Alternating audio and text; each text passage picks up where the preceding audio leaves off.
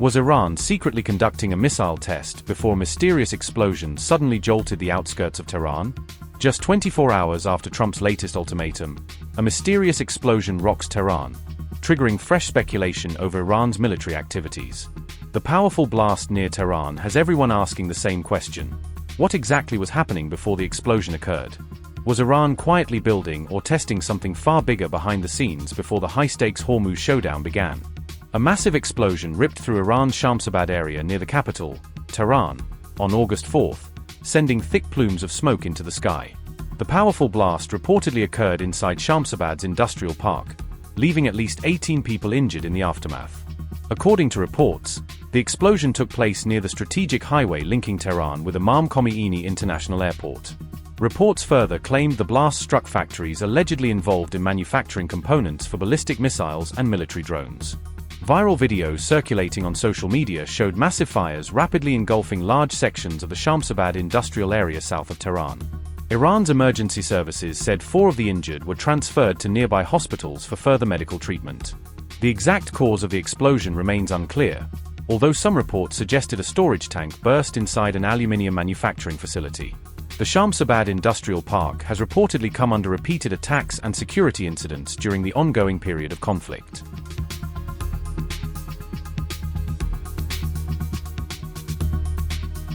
The explosion comes as the United States and Iran continue indirect negotiations while a fragile pause in military strikes remains in place. However, on August 3, U.S. President Donald Trump issued a fresh ultimatum directed at Iran's Supreme Leader Mujtaba Khamenei, raising the stakes once again. After pausing military strikes on Iran, Donald Trump issued a fresh ultimatum demanding that Tehran return to the negotiating table without delay.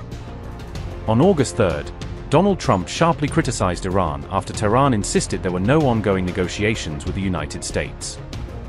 Trump claimed Iran had privately begged for talks while publicly refusing to acknowledge that it was seeking negotiations with Washington. Posting on Truth Social, Trump also asserted that the Strait of Hormuz remains under the complete control of the United States Navy. The U.S. president further warned Iran to either strike a deal with Washington or face what he described as total surrender to end the blockade. The U.S. president said, and I quote, "Iranian leadership is unbelievably duplicitous. They ask for a meeting, some would say beg, talks begin, with more scheduled in the immediate future, and they say, openly and proudly, that they're not having any discussions, that nothing is being talked about. And they're only dealing with Oman. They then go on to give their usual blather in saying, the Strait of Hormuz will be operated powerfully by them, when it is already completely controlled by the United States Navy and our blockade or, as some say, the United States Wall of Steel.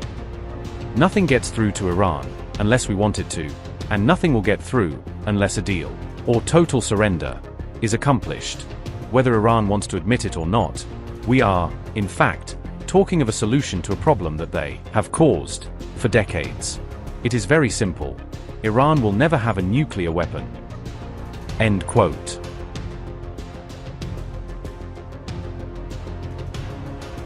The U.S. president's latest outburst came shortly after Iran firmly rejected reports claiming that negotiations with Washington were underway.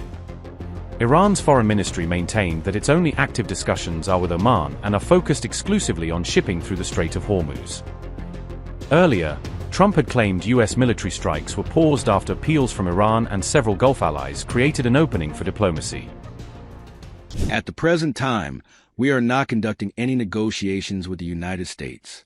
Negotiations are taking place with the Sultan of Oman and are focused on reaching an understanding on a route that ensures the safe passage of ships through the Strait of Hormuz.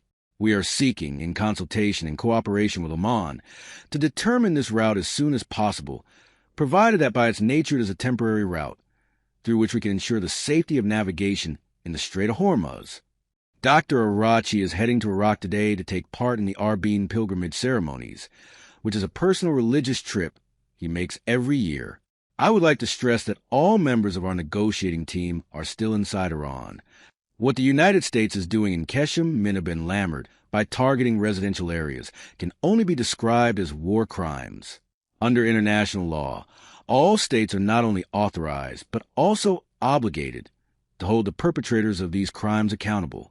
We will spare no international legal means in our pursuit of justice against those who carried them out and those who ordered these atrocities.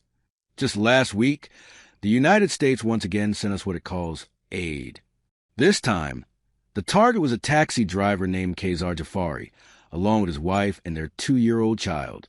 That aid weighed about 1,000 kilograms, and it was a bunker-buster bomb designed to destroy the most heavily fortified military facilities, but it was dropped on an innocent Iranian family. Ukrainian officials, whether in their direct contact with the foreign minister or in the messages they sent us, confirmed that the targeting of the Iranian commercial vessel in the Caspian Sea was unintentional. But the evidence and indications are very clear, including the explicit statement by the Ukrainian president, which indicates that the attack was deliberate. We have listened to the explanations of the Ukrainian officials, and we are waiting to see whether they will in practice take any measures that confirm the validity of their claim that this crime was not intentional.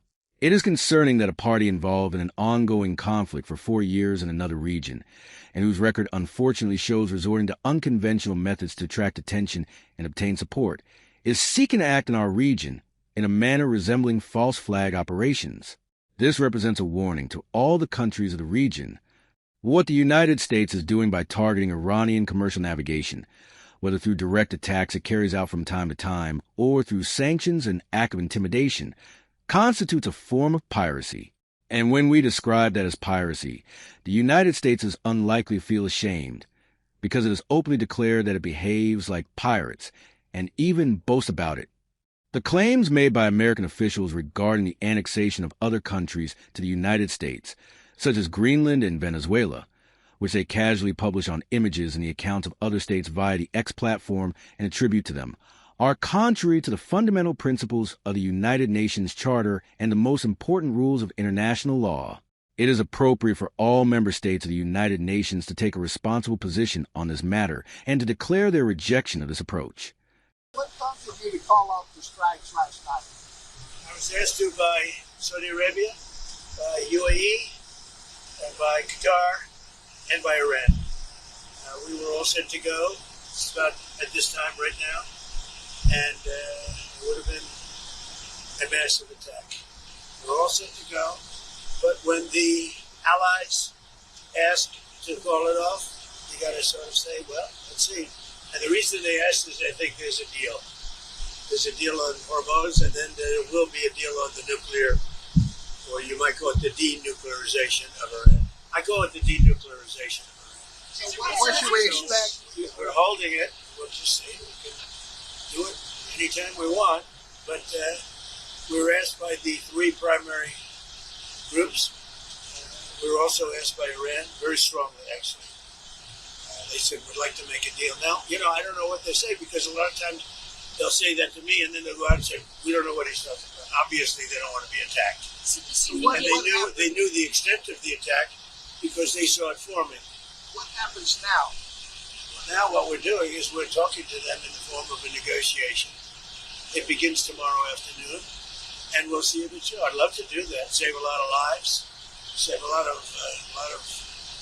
unnecessary power. To be honest with you, it would take many, many years to ever build it back. If it could, I don't think it would be even buildable back.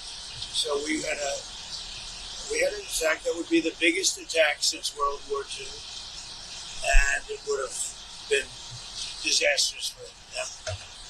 And they didn't want us to do it. And frankly, Saudi Arabia didn't want it either. They thought that a deal is imminent. Deadlines are on the deal is imminent, having to do with the Hormuz Strait and also ultimately the denuclearization. So when I hear that, I say, well, do we want to go and be this? Now, there's a group of people that would like me to just do it, and there's another group of people that does not want me to do it. Does Iran have a deadline to come to an agreement? We'll just see how it is. We're ready to go anytime we want. Would I rather make a deal? I'm not looking to kill people, because people die, a lot of people die, and we don't want that. So they asked us, Iran specifically, but the other 3 said I asked Saudi Arabia, the king, I said, the crown prince, I said, what would you rather do? Would you rather have us do this or not? They said, we would much prefer a deal. as opposed to an attack, because you don't know where these attacks lead. I mean, will they be flooded with people pouring into their country and disaster? A lot of bad things can happen. Is there a